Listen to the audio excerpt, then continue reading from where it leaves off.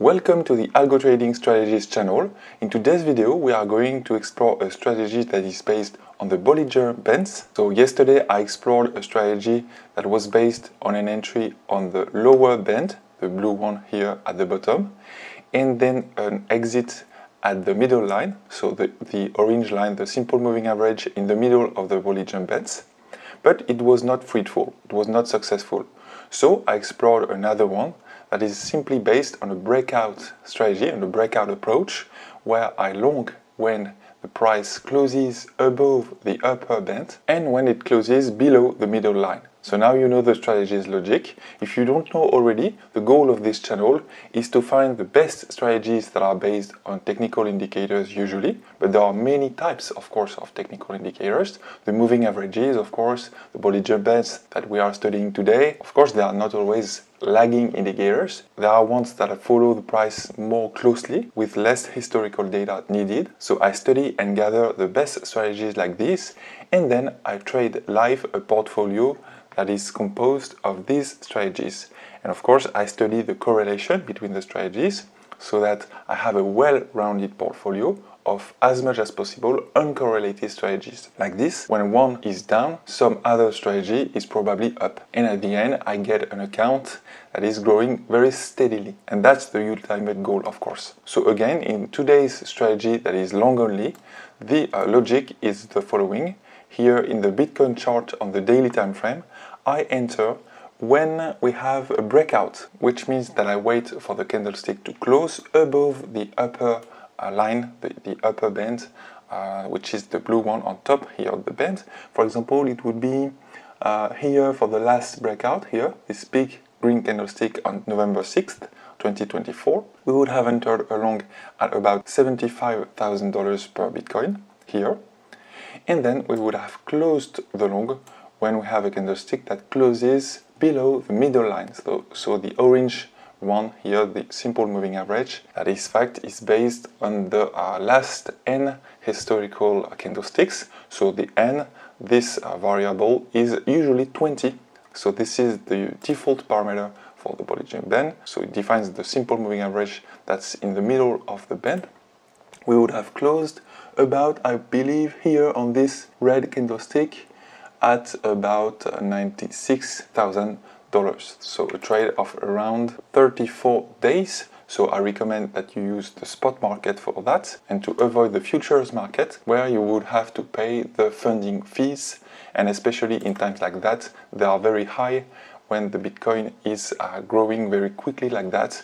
There is some kind of local euphoria, and the funding fees are usually very high on all exchanges, the centralized one and the decentralized ones, like DYDX or Hyperliquid. Also, note that I apply a 0.1% fee on the entry and exit of each trade, and also I compound the allocation of each trade in the next one. So it's 100% compounded strategy. So as I was saying, this Bollinger Band, which is simply, in fact, a simple moving average here in orange, where we we offset the price using here the 20 last candlesticks and the standard deviation of these 20 last candlesticks. So minus 2 standard deviation of the 20 last candlesticks. This is that value, and plus 2 times standard deviation of the last 20 candlesticks, we obtain this upper band value. So this is essentially a volatility indicator. When the price is moving quickly or with big changes, the width here of the band becomes larger. So by the way, we could also use the Bollinger Bands width, which is a very interesting indicator in itself, in another strategy. I would like to find a strategy that is based on that. So let's look at the sensitivity heat maps on our 2 days long only breakout strategy. So here's the first heat map in the daily time frame. I usually display them in green. Here, as you can see, the sharp ratios on the right column, which are very good because they are above 1, which is usually considered very good for the sharp ratios. Also, just note that they are annualized. And also, let's take a look at the return multipliers, which is how much you X your money on the whole backtest. So about 30x for the best occurrences here with the Bollinger Bands length. So again, this length represents how many historical candlesticks you use to calculate the simple moving average as well as the standard deviation, the upper and lower bands. So essentially, with a greener area here, we could choose any value, any Bollinger Bands length, period length, between maybe 30 and something like 70 or so, let's say for example 50. The only problem with the daily time frame, as you may know already, it happens with many other strategies that I have tested on this channel, the number of trades over the whole backtests is usually very low. So we get something like 40 trades or so, which is not so much, and I usually have a threshold that I set for myself, which is some kind of criteria to avoid overfitting strategies. Overfitting strategies, what is it? Is simply a strategy that fits perfectly well the historical data, the backtest data, and gives a very good performance on the backtest, but when you trade it live, it doesn't work anymore. The performance drops significantly. So this is what overfitting is. It means that the numerical parameters that make the strategy's logic fit very well the historical data, and it doesn't work anymore when you trade live. So we want, of course, strategies that fit the price action of the backtest, but we don't want an overfit. So yes, let's get rid of the daily time frame. Of course, the performances are very, very good, but we want more trades than that. I usually set a threshold of at least 100 trades over the whole backtest. Let's look at the 4-hourly sensitivity heat map. So here's the 4-hourly version of our strategy, our breakout strategy based on the Bollinger Bands. So we've got a bluer area here. Yes, we can see that there are some very sharp drops in performance, but overall the performance is absolutely great. We have multipliers of around 30, 40, 50 even, so it's a lot. With a starting capital of, let's say, $1,000 or so, you would end up with $50,000. I remind you that over the whole backtest since 2017 or 2018, for this very backtest today to the beginning of 2025 here, the Bitcoin itself did a 25x. So from about $4,000 per Bitcoin in 2017 to about $100,000 per Bitcoin today. So a 25x. And here with this very simple strategy, we reach a return of about 40x for these values for a Bollinger Bands length of about 250 or so. But again, I just checked, for the 4-hourly version, the number of trades is not very high. We get usually about 50 trades for these values here. So of course, when the Bollinger Bands length gets lower and lower, so for these values here on top of the chart of the heat map, the number of trades would be higher.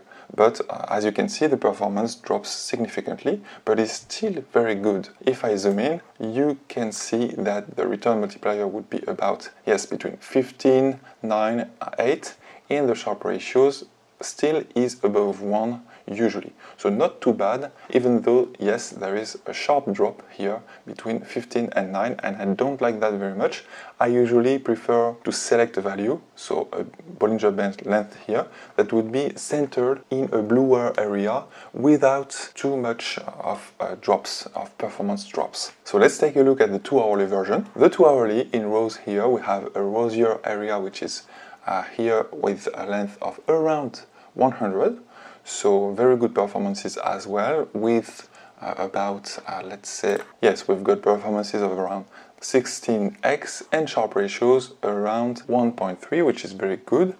So let's take a look at a backtest with a Bollinger Band of length 100. So here's the backtest in 2 hours with a Bollinger Band length of 100, and you can see the top chart is simply the Bitcoin price in black, and also you can see the indicator, which is simply the middle line of the Bollinger Bands, I believe. And when we are in a long trade, you can see that the background is green. And also, if I zoom in a little bit, we could see some breakouts here. Yes, very small here, but when we have a clearer green dot, it means that we enter the trade, a long trade. And when we have darker green dot, it means that the trade is over. We exited the long trade here. So overall, you can see the middle chart here starting at a capital of $1,000. We end up having about $20,000 with not much drawdown, and which is very good here with this strategy. The drawdowns are overall very shallow, and the Sharpe ratio, of course, reflects that, and it's very high. I just checked and it's 1.43, so quite high for an annualized Sharpe ratio for this strategy. And the number of trades is 123. So not very high, but above my 100 trade threshold that I have for myself for strategy selection. So hope you like the strategy today. I like this Bollinger Bands breakout strategy, long only here today.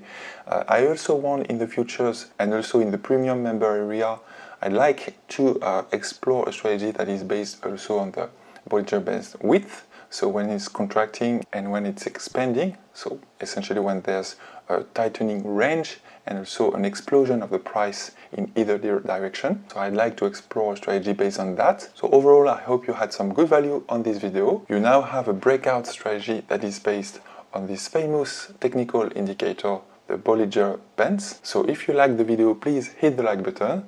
And also, if you want to hear from me in the future videos and see more backtests on this algo-trading strategies channel, please subscribe to the channel. I see you tomorrow for another backtest. Bye bye.